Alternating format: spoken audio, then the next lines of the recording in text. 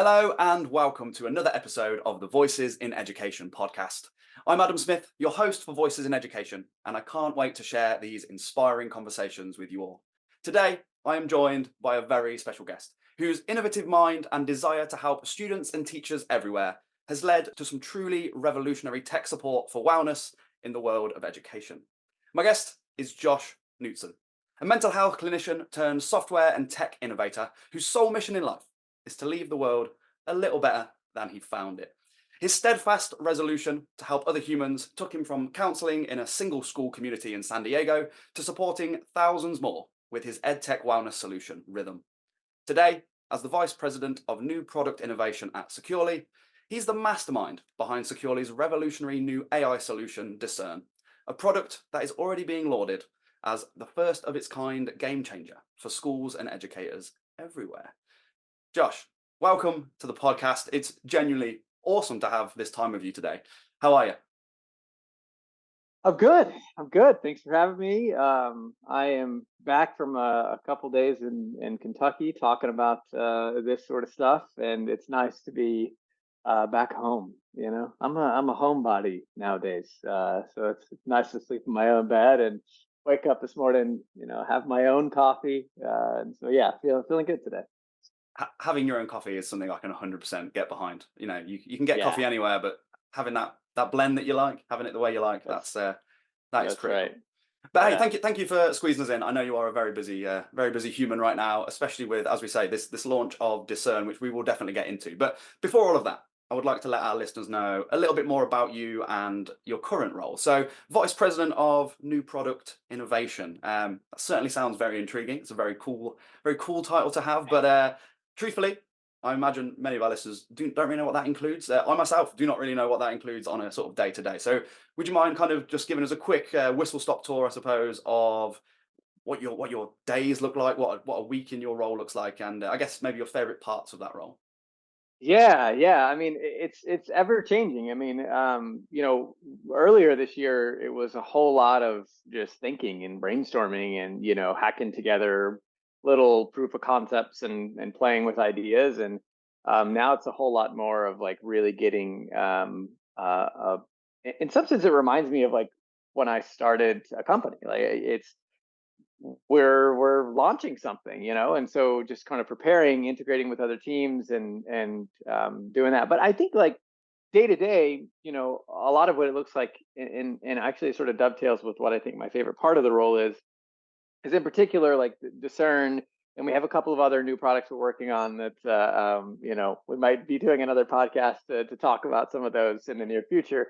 Um, but what's cool about them, and what I think is just cool about this entire role, is 9 a.m. is my dev stand up, right? I talk to my engineers every day, and just get where are we at, what's going on with the actual technology, and then a couple times a week I also pop up and talk to licensed therapists in here and that work for the company and say, okay, here's what we're doing on the tech side. We're about to launch this thing. Let's talk about the ethics of this. Let's talk about okay, we had this one like technical problem we're trying to solve, but I think it has a mental health tilt to it. So can we get a consult with you guys and talk to this?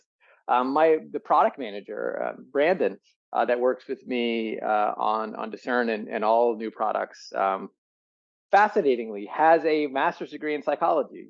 So him and I do the same sort of jumping in and out of like technical problem solving, engineering, technical solutions, AI deep dives, and then pop up and actually talk about, well, how does this impact well-being, and how do we make sure that this does good and not harm? And so it's a lot of that. It's a lot of conversations with engineers. It's a lot of conversations with mental health people, and then it's integrating that with the rest of the team. And this is a product that's a pretty new, pretty different thing, and so it's a lot of education and teaching people internally what this thing is and how it works, and why we do it. So it's a lot of talking to other people, which frankly I enjoy. And then every once in a while, you figure out, okay, there's a new, we've got it. We know what this new feature is, this new thing we got to build. But the thing is with software that I think I didn't understand before is like every single tiny piece of none of it comes out of the box. You have to build every single Yeah, tiny yeah. piece of it. And so my work is punctuated by these, once every couple of weeks, throwing on these noise canceling headphones, throwing on brain.fm, by the way. It's like little like beats in the background to work with. And just going really deep and like designing the next phase of features and like doing some of that, which is another of my favorite parts. Just like kind of that like 4 or 5 hour deep work session where you just really create something. Yeah. So yeah, a little bit of a meandering description of what my day-to-day responsibilities are, but that's kind of what it looks like. No, I mean, it sounds super intriguing. And I think, when you talk about innovation, you mentioned there a lot of, I guess, problem solving, puzzle solving. How do you not only create this new thing that doesn't exist, but yeah, how do you then make sure it's ethical, make sure that you are considering the ins and outs of, I guess, what the purpose of it is and what it actually does, and how you make those two sort of marry together. And when we do get to talk about Discern in a little while, I think there is just some excellent examples of that in practice where there is an idea, something that was missing that didn't exist before, that you've now been able to innovate and create. And I just think it's such an exciting time for wellness, I suppose, in that regard. I think this could be a game changer, as I mentioned in the intro. So we'll get to that, because actually what I would love to do, this isn't where you've always been. This isn't your it's not been your day to day all of your life. And I think your journey to get here has been, again, just as interesting as the destination, really. And again, your journey started in a different place, where you started to realize maybe what your mission or objective in life was, and you began on a path that, you mentioned the word meandering a minute ago. I feel like your path was a fairly meandering one, where you were trying to figure out, how do I accomplish my objective in the most complete way. And I would love to go back, because I believe you kind of started out really actually kind of in the trenches, as many educators would call it, sort of actually within schools. So I mean, take us back to those early years, and I suppose where you developed. I mean, you said to me before we started recording that you just wanted to be able to help other humans. That was your real drive. So where did that come from? How did it all begin, and how did you begin this journey on your way to innovation? Man, honestly, you just articulated that very beautifully. Like I think I just kind of had some insight about my own life as you were describing that to me. I was like, yeah, it's always been the same objective and journey. It just looks different, right? Yeah, it's honestly really good. You're right. I mean, I've always had to like help other people. It just sort of was like baked into my bones. I was doing it as a young person. um I'm from Texas. I'm born and raised in the Bible Belt, and so as a young kid, it was a lot of it sort of like manifested its way through that, like literally just evangelizing as like a 5-year-old, uh, and then as I got older, it sort of counseling therapy was something that became just very apparent to me. I was one of these people that like I was probably 12 or 13, and you would ask me what I was going to do, and I was like, I'm going to go get a degree in counseling, and I'm going to be, a therapist, and I'm probably going to have a private practice, and that's going to be my life. I just kind of Yeah. like knew it. Um, Partially because shout out mom if you're watching this. I was doing it for my family, as a kid, just like kind of like de facto was like always like with my nuclear family, like kind of like holding the puzzle pieces together. And Right. my broader family, as we all do, has their challenges, and I was always kind of like trying to hold the pieces together as a kid, and it just like kind of came naturally to me. And I just liked doing it. I felt like it was fun to help. And so yeah, that was the original idea. And then went into mental health and got the master's degree. And I worked in Boston for a little bit, and then was we were well, my wife was freezing in Boston, and we weren't ready to come back to Texas yet, so we went to San Diego, and that's really where I did the majority of my like postgraduate mental health practice. And it was amazing. It was sort of a life dream come true to be able to do that work. And in some sense, basically had my own practice out there. It was a rural area, so I was very isolated, and it sort of felt like that. Yeah.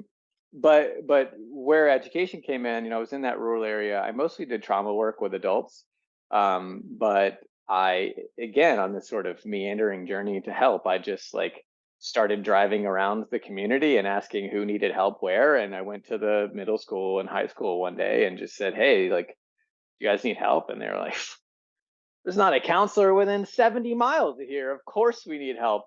And so I became sort of the de facto school counselor at at the middle school and high school in this community. Okay. And what I saw there was, um, you know, everyone sort of cared. It wasn't hard to convince people that something needed to be done, that students needed to be helped in this way. I mean, it was a tough community that I was in. And when you're working with adults, it's a lot of like early on, like it's a sales job in some sense. You like got to convince them to do something for themselves. But when I walked in the doors of K-12, it was like no selling anybody. It was like, yeah, they need help, and the kids themselves were like, thank God there's a resource here. Yeah. Yeah.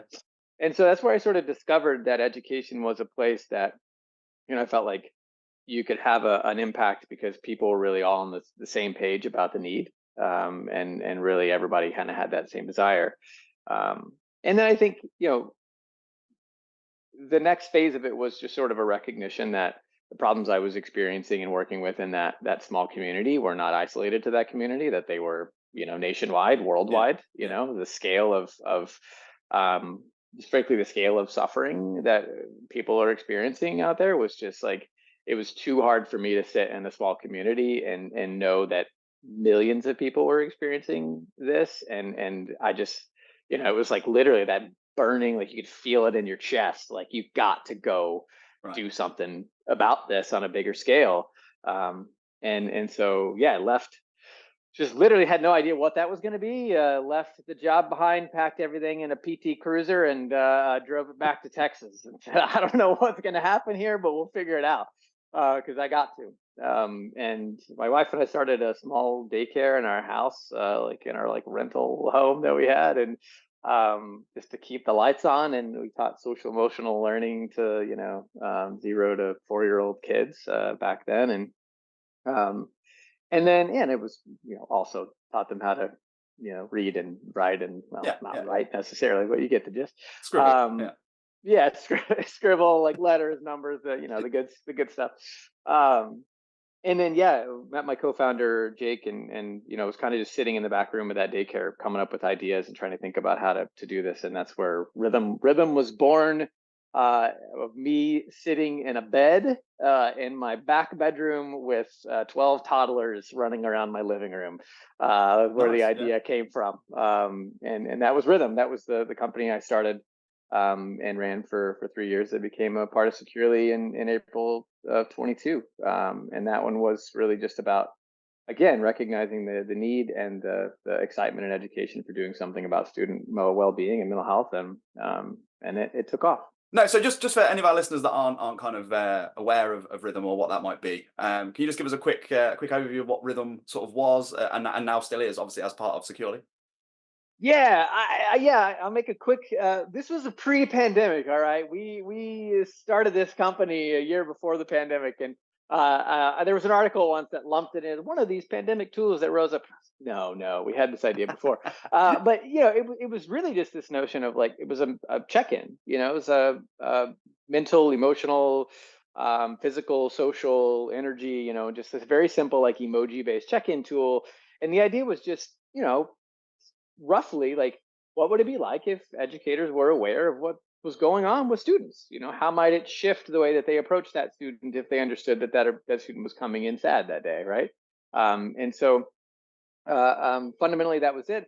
The other thing though is we didn't want to just hand data to people and say like, good luck, you guys figure out what to do with this. And so the way the system worked is when a student would check in, we had a little algorithm, and do have a little algorithm, that just says what's going on with the student, what do they need to get more ready to engage, let's address what's going on before they try to learn. And we just launch right there like a 1 to 2 minute video for them to do, like practice, like breathing or a little lesson, all of them written by licensed therapists. I think there's over 1,000 of them now in there. And so yeah, it was meant to be this little 3-minute process that just teaches kids skills, lets them have a sort of baseline of practice, and also provides the system, the education ecosystem with information about really like the subjective experience of students Yeah. every day. Yeah. Yeah, and I mean, I've seen rhythm in action. I've seen a lot of these videos that you're referring to, and it's brilliant because it's this, as you say, individualized to every student, and helps trying to bring them into that space for engagement, for learning, and just to help them succeed, and to feel seen and heard as well. Just so multifaceted in that way. And the reason I wanted to bring it up is because I think rhythm was absolutely a precursor, or maybe even the ideas behind rhythm were a precursor to securely discern. So as you say, Rhythm became part of Securely a few years ago, and yeah, since then you've been the vice president of product innovation at Securely.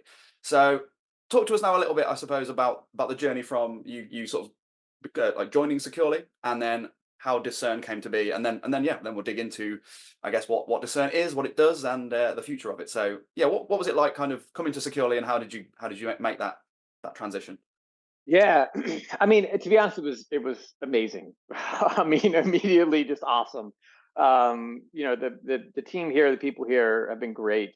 Um, the the technology, I mean, I was working in like I was a startup, right? And you got to remember, I was a counselor. Like, I didn't know anything when I went into this thing. Like a front end, back end, I didn't like what is all that.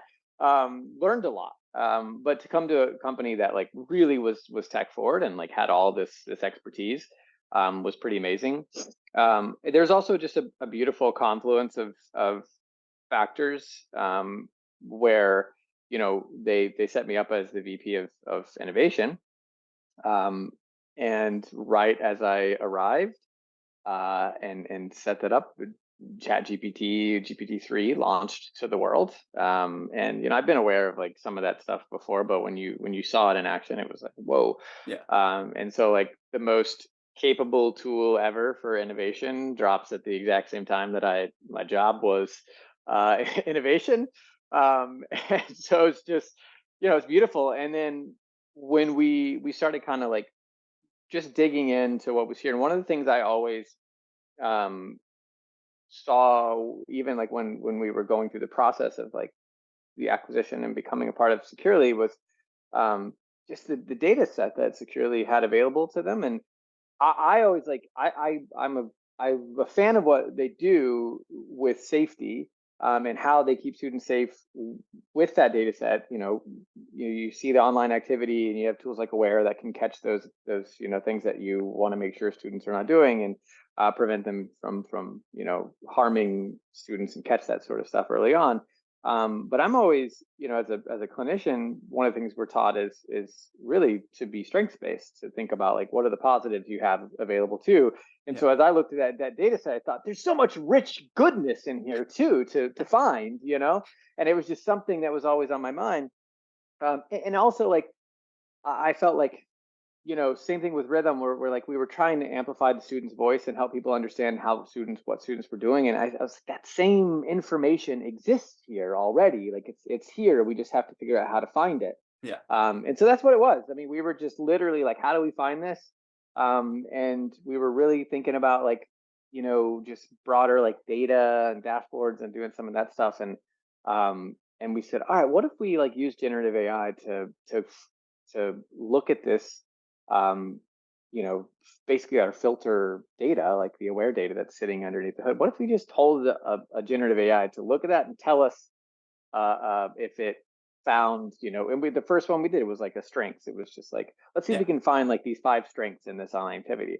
And we built a little proof of concept and ran it. And it was like, I mean, it worked. It was like, whoa, okay. Like, 20% of students have this strength, 50% this strength. And it was like, oh my gosh. And again, it was actually supposed to be, it was just a like, how do we solve this one problem for a broader product? But then literally when we saw it in action, all of us on the call just were like, this is the product. Like, yeah, this is yeah. it. Like we don't need to do anything else. We need to just jump in on this. So it was, there were no toddlers running around the living room this time, but it was Were you still similar, in your just kind bed, of a. even on the call, or were you? Uh, maybe no. I think I was actually standing probably like right here, actually, in this exact Amazing, spot. amazing. Um, and so yeah, it really was sort of an accident. We just like stumbled upon it, and it just became immediately clear to everybody on the call, and we saw it in action, what it was going to be capable of doing, um, and so yeah, that's sort of how it came to be, in a nutshell. No, that's great. And I think again that your curiosity, I think, is something that when you're telling your story, you've had this curiosity this whole time. You went looking in sort of San Diego for people to help, and you were trying to find other ways to do that. What's missing? What gap can I fill, or what gap needs filling, or what isn't kind of currently involved in these processes that you might be able to help with. And I think discern then just coming out of that exact same curiosity. And as you're right, yeah, there was that kind of lovely moment of timing where you arrived at the same time as chat gpt kind of hit the public and all that kind of stuff. And yeah, I mean, here we are, right? So again, discern, what is discern?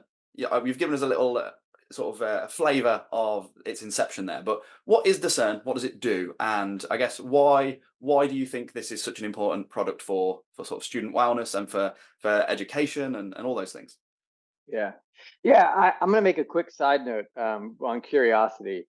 One of our clinicians on the clinical team here, her husband actually is a PhD in psychology, and his entire thesis was on curiosity, Okay. and the fact that like it is basically the number one fundamental thing to have as a human to live a good life. Like if you're curious and sort of like approach life with curiosity, it's basically like an immunization against any suffering. It's like you just like so anyway, just as you say, curiosity, I agree. It's something that I try to like do like mindfully, actually just stay curious. And I think for people out there, little nugget of wisdom, I think from our friend in house here, Yeah, yeah. our friend's husband.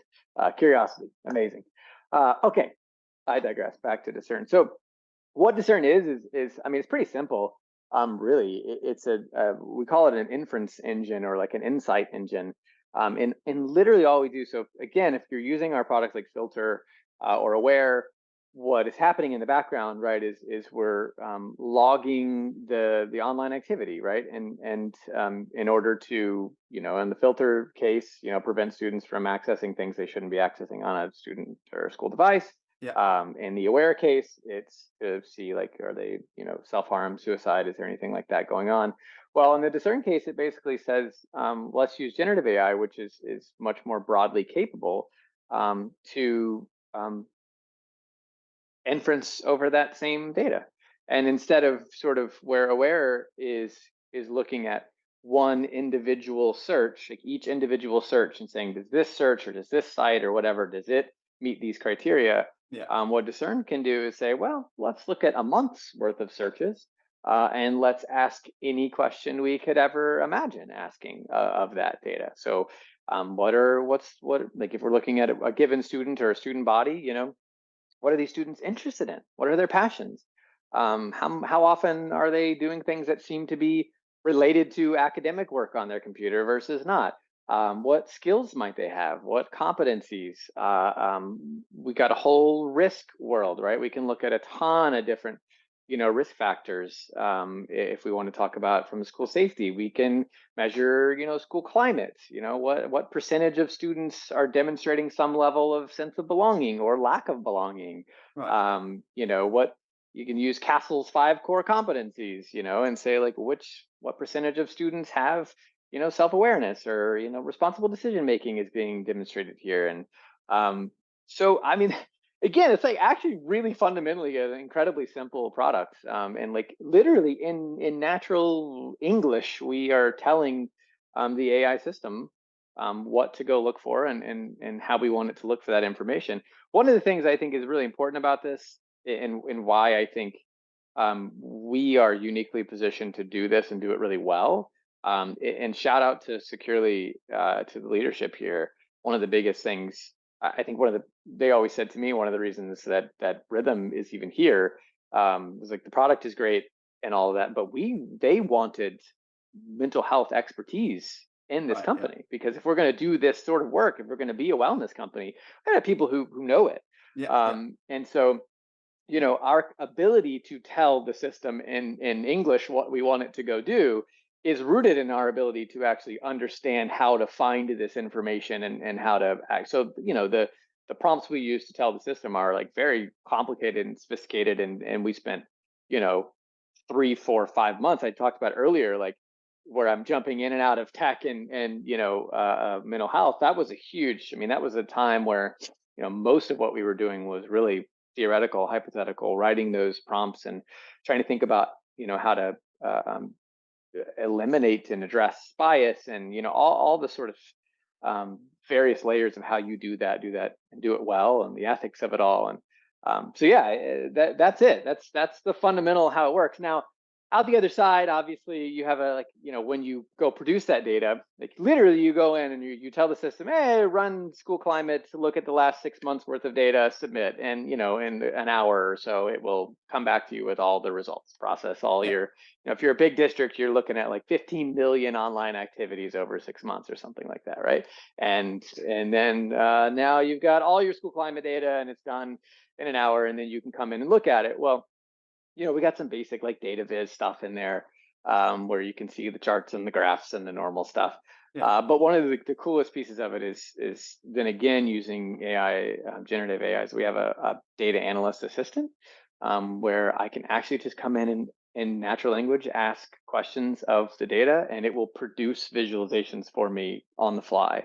You know, so like one of my favorite examples was, we have an MTSS framework, multi-tiered system of support, which is, you know, where we're going to identify which students have, you know, no or low needs, which ones Yeah. have medium needs, and which ones are like critical needs. So we can run that framework, and identify which students have higher level needs. And I was on with a customer, one of our beta customers who was using it, and she said, well, but which of these, so we looked at the MTSS tier 3 students, and there were like 400 of them that were identified across the district. And she said, well, but which ones are like academic versus emotional versus behavioral? Like, you know, how do I know? And I was like, I don't know, let's ask. And so I went to the analyst and said, which ones of these are blah, blah, blah, blah. And you know, in 10 seconds, it comes back with a pie chart that breaks down, because it can actually read the not just the data that gets returned, but the actual online activities and the summaries and everything. It has access to the metadata around that. And so, yeah, I was able to break it down for us in a pie chart. And then she's like, can I get a list of the students that have the emotional needs so I can talk to my student service? Yeah, can I get a list of those, you know, and off we go. And so, yeah, that's one of the most exciting parts about it for me, is just giving people the ability to, because so much of this is you can generate data, but then disseminating it and Yeah. answering Yeah. all the questions people have about it and producing the bespoke reporting and all that is such a hard thing to do. Um, and so that's one of the pieces I'm most excited about, to be able to just ask those questions in real time and get answers and get visualizations too. You know, like an Yeah. Yeah. actual I pie think chart. I think exciting is the right word, because, you know, I think anybody that has even dipped a toe into the world of AI, as we know it now. I mean, obviously it's been around for a long time, but the AI we're talking about now, generative AI, that kind of thing, um, I think it is exciting, but it can be quite scary, I think, for people, because they're, you know, the understanding of how it works, or what it's sort of drawing from, or those sorts of things can be quite scary. But what I love about this, what I love about like Discern specifically, is that, as you just said, the use for this is so valuable, both in like, you know, time efficiency, because you are saving so much time not having to manually trawl through this data. You've managed to isolate the data you need through that initial kind of part of the search, and then you can, as you say, you can communicate with it to break it down even further into ways that are so valuable. And, you know, when we were speaking before the podcast again, and you mentioned that, you know, the lack of resources and the time that those resources or those staff or whatever have to spend on tasks that now this will eliminate, and will give them back so much time. But not only that, it will give them accurate data that is actionable, that is so valuable to their students, and to their action plans, and to everything really. Like, there's nothing that it can't be kind of tailored to help with. Yeah. And that is very exciting, because so many of the guests that I have on this podcast will talk about, you know, oh, lack of resource, lack of time, that they would love to be able to offer more help, and if they could, they, they now kind of can, like, because this takes away so much of that middle piece where, you know, from the intro section where they know what they want to achieve, and then being able to actually achieve it, it just absolutely shrinks that that time frame. So you mentioned beta customers in that little bit there, that you've been speaking to them. You've been obviously working closely with them to kind of help finalize the product and keep it sort of progressing. What else has kind of been said? What feedback have you had? Like, in actual use cases, how has this performed? Yeah, I mean, it's performed shockingly well. The first of all, the beta customers where I've been beta people, shout out if you're listening to this. Thank y'all so much. It's been really, really useful. I mean, the leaps and bounds we've made in the last 2 months with just getting that feedback has been amazing. And also, if my team ever listens to this, shout out to y'all for moving so quickly on the feedback that I just kept hammering them with. But look, I mean, I think one of the best examples of this, I think that I've seen was, it was actually like a very first customer we ever got on a call with, and just like ran the data alongside of them, and we ran just, it was like a threat assessment, and we found a student in there that we all kind of looked at together, and it was aggregate de-identified on our side, so they had to go like figure out who the student was on their side, but um, we're like, man, there's something, like, this is serious. And then they were using our aware tool, and they were like, well, like, why isn't this wasn't flagged in aware? Why not?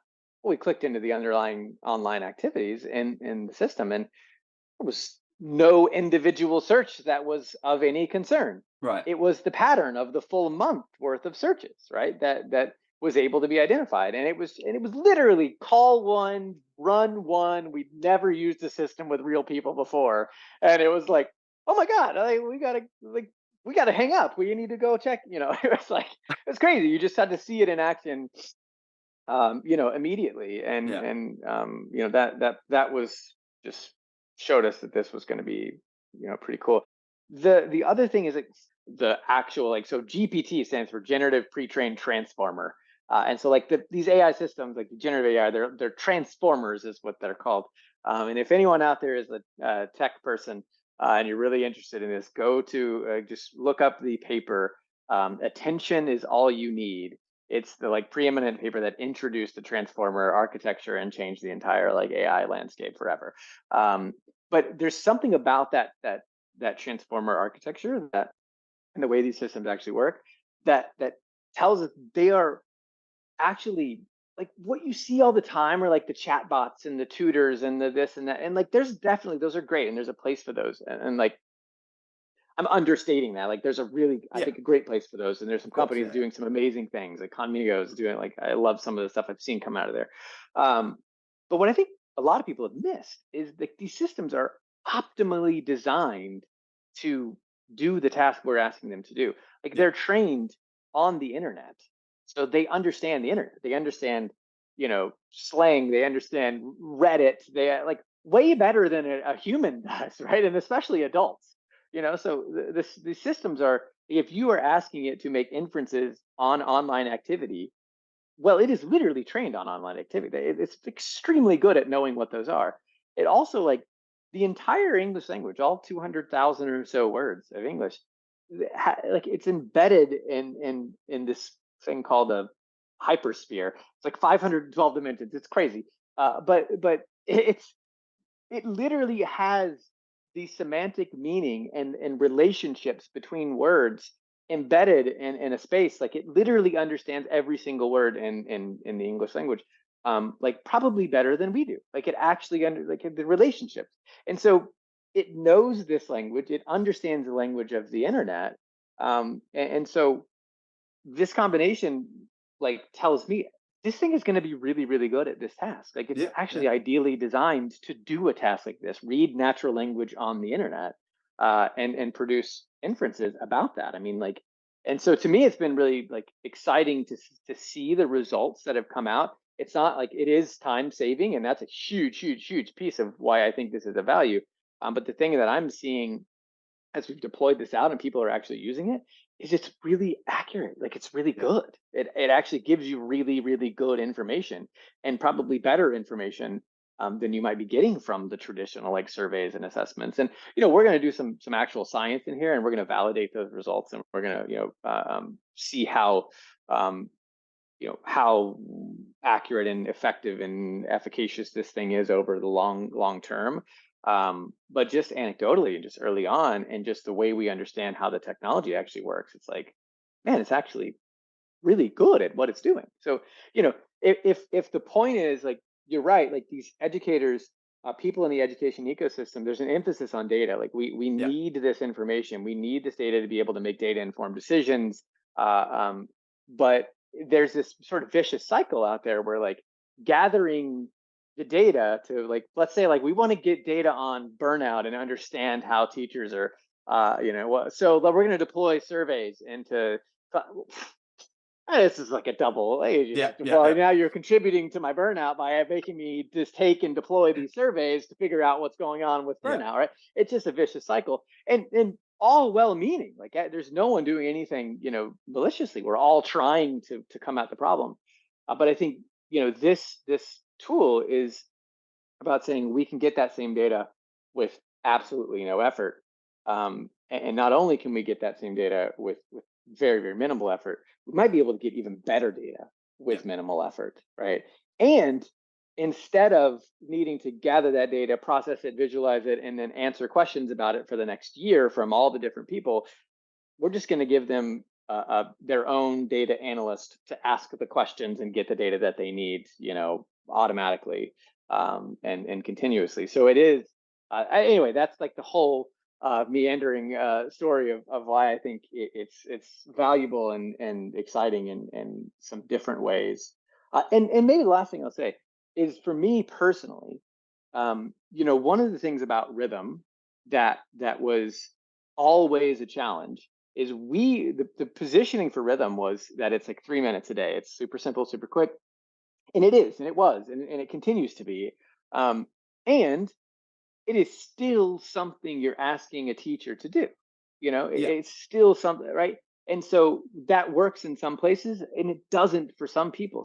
Some districts, it's still untenable. I can't ask a teacher to do it. And so how do I still sort of, in some sense, this is about that same mission of rhythm, was like, I still want people to understand what's going on with students, right? I Yeah. still Yeah. want that. I still think that's good.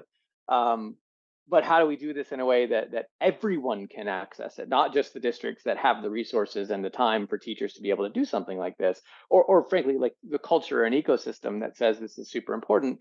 How do we do this for everyone, where they can all have access to this information but not add anything to anyone's plate, right? And that's so it's an exciting sort of continuation in some sense of the rhythm mission, Well, for it's me. it's All it's the, right. ne- it's the next phase, though, right? I mean, you say a continuation, but it is absolutely it's the next step. You've progressed it now to that point where you found that problem that maybe, yeah, it's still a time consuming piece. So how do I eliminate that? And now you sort of found Right. it. And if I could just piggyback off what you said, because I was having a conversation about AI and kind of there are a lot of detractors. There are a lot of people that just immediately hear those two letters and well, no, back off. You're gonna steal my job. You're gonna do this, that, and the other. But actually, what you just pointed out here in with Discern specifically, like, it will allow, by removing that piece of work, like, data crunching, or visualization of the data, or whatever that might be, by removing that, from a teacher's day-to-day responsibilities and work, the teacher can now go and do what the teacher does best too. So, like, the AI is better at this, quicker at this than the teacher is. But that means the teacher is not a specialist in data analysis. So now a teacher can go and be a better teacher. They can go and put Yeah. that time in. And I think that speaks to what you were just talking about. I think that's where AI is so valuable, because it can take those jobs that it is better at and quicker at, allowing us to focus and be better at the job that we kind of originally signed up for, probably, in that regard. So Yeah. Yeah, um I think there's a really, really good point to make here, which is that I think in other industries and other verticals and other places in the world, the, like, AI jobs taking problem is a very real thing to think about. Um, I think in education, uniquely, that is, like, not a problem. that's what I meant. Because, Yeah, that's what I meant. I think, yeah, yeah, exactly, yeah. To your point, is like, there is way more, if you have 100% of your time available to you, well, there are 250% of your time available worth of tasks for everyone in education, right? And so we can eliminate an entire thing that you have to do, an entire job, so to speak. Um, and that gets you from 250% of your time to like 150, right? It's like you're still needed for like everything, Yeah, yeah, yeah. So we're just getting it closer to you actually being, above water instead of under, right? Is the exciting thing about this. And I could go on a slightly philosophical tangent, and I will just briefly. I think the job taking, some of the like anyone out there who is concerned about AI, count me among them too. Like I'm skeptical of these systems, right? We all have to be thoughtful about what we're doing here. I would say that some of these concerns about the broader well, there's a whole lot of concerns out there about AI. I think the current systems we have right now, I'm like not super concerned about them because they're really good at certain things, but they're also like not that good at Yeah. certain things, Yeah. Like they can write a paper at superhuman speed, but it's not anywhere near superhuman goodness, right? Like it's not, Yeah. it's still like a human's going to write something better. And so I'm less concerned about the system. I think as we progress, like your GPT fives and sixes and your Gemini's fives and 12s and whatever we get to, that's where I start to get a little like, okay, yeah, bump the brakes. There's a little. So anyway, just to say, there's no validating those out there that have those concerns. Yeah, of I course, have of course. less of them with the current systems, more of them with future systems, but it's certainly something to consider. Yeah, agreed. And I think you're absolutely right. It's still new to everybody. It's still something that we are, again, go back to curiosity. People are curious about it. What can it do? What is it capable of? Where will it go in the future? But what I love about Discern, if we're kind of just again just focusing on just this, it is answering an age-old problem of how do I Sure. get the most of my data so that I can make the most impact as a teacher, as an educator, as a student services professional, as an IT professional, whatever role you might have within the school, it will allow you to do it better now. It will give you more time, it'll free up more time, and help point you in the right direction. As you mentioned with that beta customer, they weren't looking at that student to give them support because there was no clear, real life observational data, and there was no data from the students, internet searches one by one. But with the holistic Yeah. picture, suddenly it was like, well, okay, let's go and kind of intervene and make sure that they're okay. And if that's just one example, yeah, and again, right at the beginning of the journey, then I think the future of Discern is an incredibly exciting one. What do you just to kind of wrap this up now before we kind of come to a close? What do you see as the future then for Discern? Oh gosh. Man, you're going to pull up my product roadmap. It's about a mile and a half long.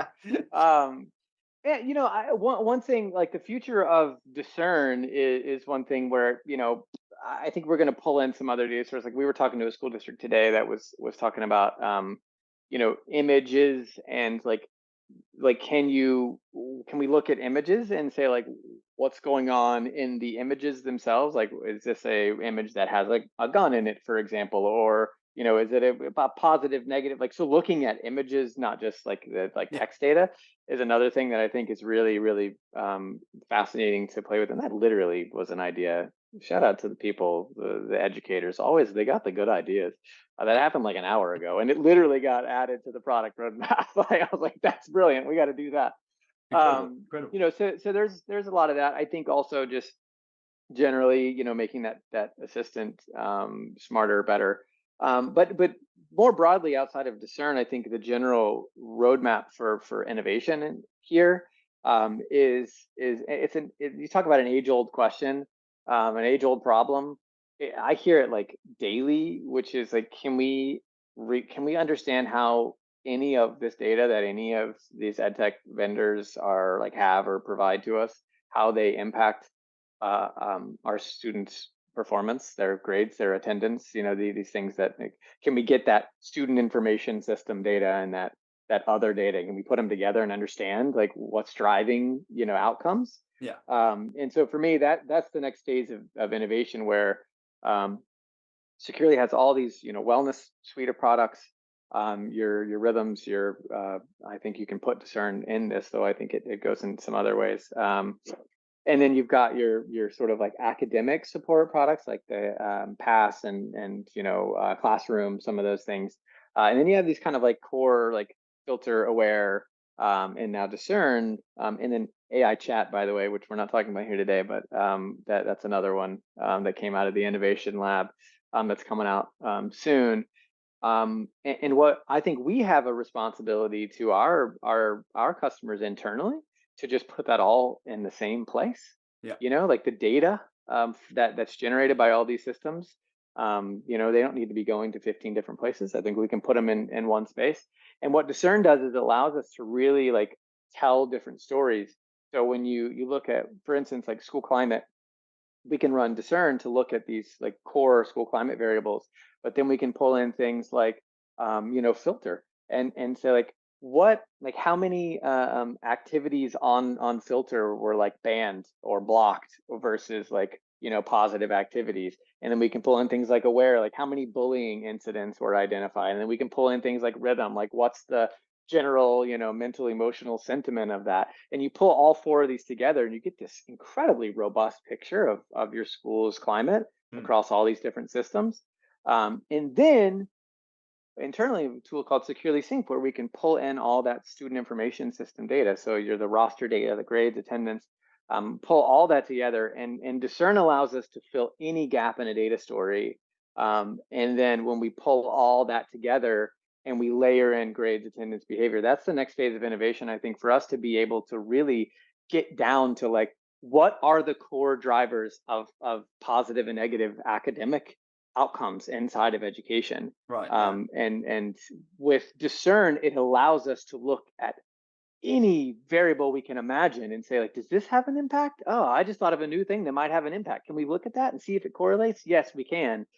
So I think when you start to pull it all together into a broader ecosystem is when Discern goes from, wow, this is really cool, to like, we can really understand like the core drivers of what's moving us forward and what's holding us back in education. I've used the word exciting far too often on this episode, but it is just so exciting. Everything you're saying, I think, for any of our listeners out there who are in education, this has to be goosebumps. This is such an important sort of step, I think, in the right direction for these things. And as you say, that future where you can really dig in even further and see it again holistically in this kind of universal way. Yeah, I can't wait to see what sort of applications and what success stories we have from this as we move forwards. But Josh, we are going to have to wrap this up. But where can people find out more about Discern if they want to? Like, if this has intrigued them, if this has given them a taste, where can they go?